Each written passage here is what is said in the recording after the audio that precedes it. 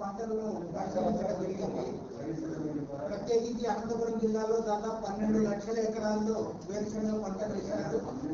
అదేవిధంగా కర్నూలు జిల్లాలో 2.5-3 లక్షల ఎకరాల్లో వారు కూడా వేరుశనగ పంట వేసింది.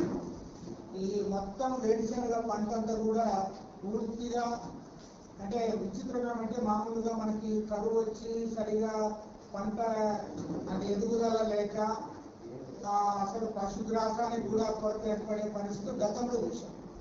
కానీ ఈసారి పూర్తి భిన్నంగా ఉంది. ఈసారి భిన్నమైన పరిస్థితి ఏమంటే పంట ఏపుగా బ్రహ్మాండంగా పెరిగింది. అసలు చూస్తానే ఎంతో పంట దిగుబడి వస్తుందనేటట్టు గాయకుడు పోయే వాళ్ళంతా కూడా అనుకునే అంత ఇదిగా ఉంది. కానీ అక్కడ గతంలో వేసి చూస్తే ఎక్కడ కూడా కనీసం ఎకరాకు ఒక 2 సంచులు కూడా పంట వచ్చే పరిస్థితి కనపడడం. వేరుశనగ కాయలంతా కూడా పూర్తిగా పోయినాయి.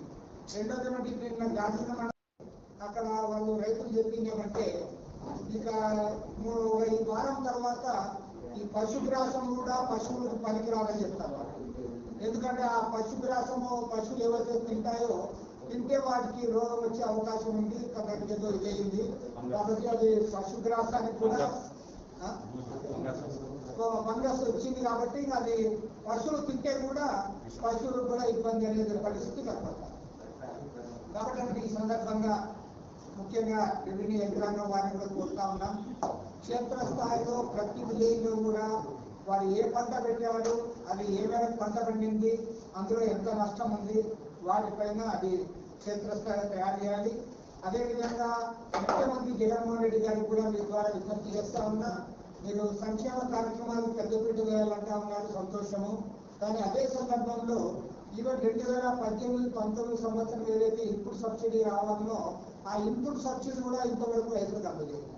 మళ్ళీ ఈసారి పంట లేదు.